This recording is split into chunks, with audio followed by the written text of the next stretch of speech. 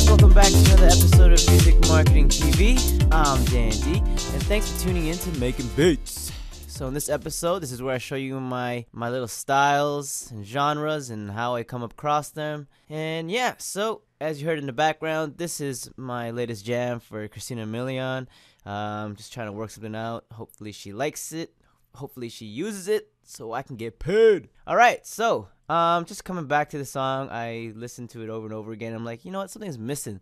So we're gonna find out what really works with this, and hopefully we can, finish it and call it a day. Alright, so let's get on with it. Let me show you guys my elements. Let's start off with pattern 1.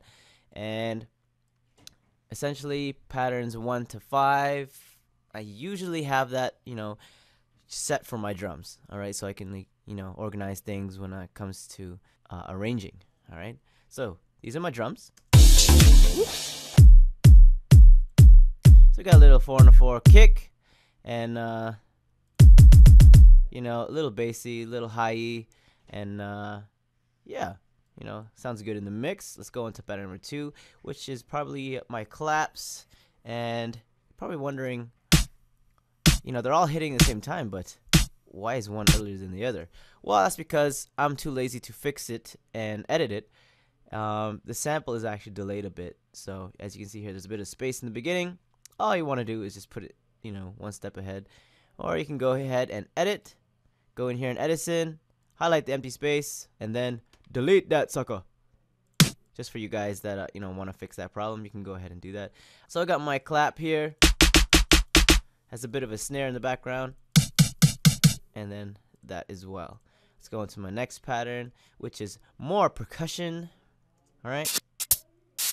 So I got a static kind of hi-hat that's, doing a little reggae rhythm here.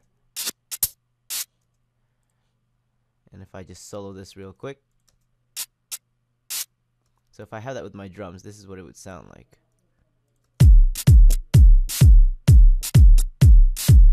And the whole idea of it is, the whole idea behind this hi-hat is that it has different lengths, so it gives you different flavor. All right.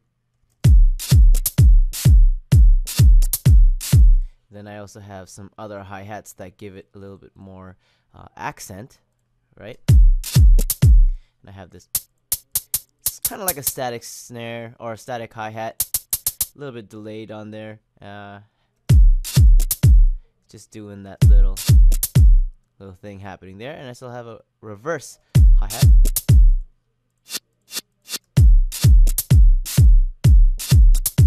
Just to give it a little more flavor for this little hi-hat right there. So we put them all together, and that's what you get. So let's take out this because we don't really want it there. And let's go to the next pattern, number 4. Yes, we got my little and hi-hat. The reason why I say and is that it's in the and counts. Doing 1 and 2 and 3 and a little bit of music theory there. And it's just a little kind of like a jingle bell hi-hat. And just as I said earlier, it's not something I really want anymore. So we're gonna go ahead and sound replace that a little bit later after I finish showing you my elements. Going to number 5, and here we go, the more exciting stuff. We have a little bit of a cool synthesizer happening, and it changes throughout the whole song, right? So I have kind of something like this happening. I increased the frequency filter, and I also increased this, the pluck time.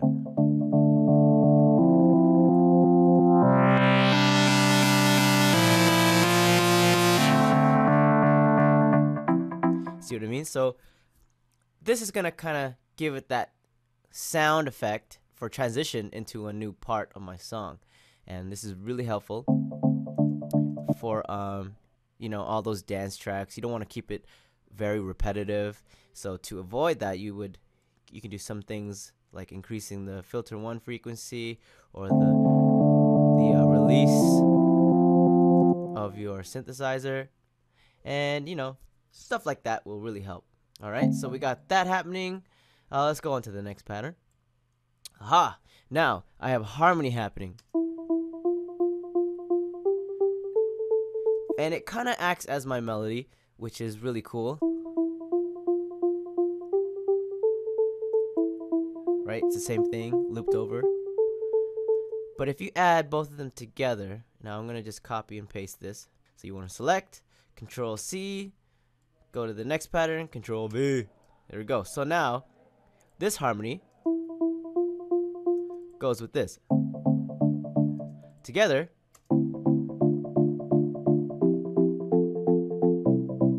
So the reason why I have them separated is so that, you know, I can keep it different through my structure of my song. So in my verse I could have this, and then in my chorus I could have this, or both, you know, keep it different. You just want to separate them so nothing sounds repetitive. Alright guys, that's what you want to do. So let me take that out. Let's make sure it's there. Okay, good. Let's go to my next pattern. We have a piano here, and this is pretty cool actually.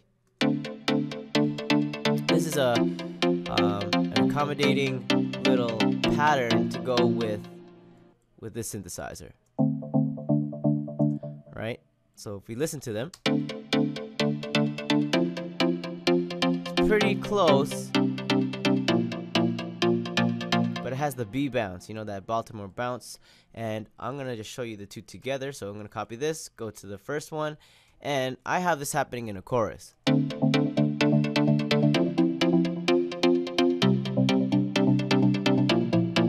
Kind of plays like an echo or a delay, right? So let me delete that now. So let's go on to the next pattern. After that, I have the harmony to go along with that. So that plays on top of my previous pattern that you just heard. And then I have my bass line. Kind of reggae-ish. You know, has that reggae and count. Let me give you an example. I'm just going to place that 4 on the floor there.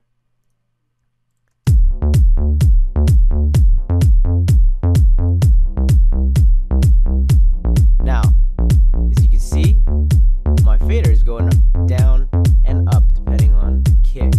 Alright, and I just side changed my bass line to my kick. And the reason is because I don't want the two frequencies to clash, and I really want the kick to stand out. So I would drop the bass line because it's not that important to me in this song. I want to hear more of the kick than I do the bass line. See what I mean? Now, if I were to turn it off,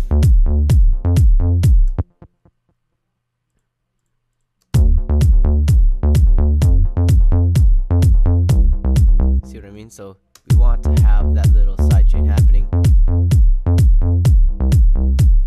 Alright, so good. That's cool. I'll show you guys my little instruments there. And sound effects are very important, so I want you guys to hear this one. This is a really simple preset, but notice it drops into its actual pitch. As you can see here, this is just a preset in Harmor. You can go in here and find it in the effects category here, and you want to choose a note that it lands on, you know, that works with your song. In this case, I'm using a D. You hold it there long enough, continues to play the D. Let go, and it just fades out. Right? So if I use a C,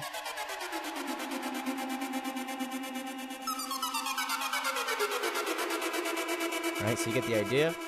I want it to land on my root note, which is a D.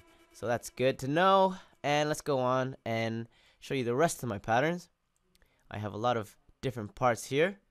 I have a little drum kit happening for changing a chorus kind of thing, going into halftime, and I'm just using the same instrument that I had previously, so I'm not really loading in more drums or new drums.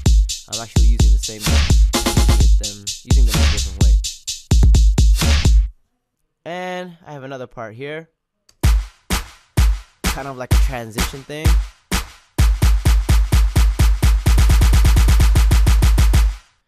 Right, so I went into my playlist, wrote down everything I needed, did double time, did this, and then I slowed it down, triple time. Right? So you want to get creative and do the unexpected. You know what I'm saying? And together I have a kick and a clap going at the same time. Right? And let's go into the next patterns here. Do I have anything else? And no, I stopped at 12. That's good. Alright guys, so in the next episode I'm going to show you how I structured this song. Alright? See you guys in the next episode. Peace!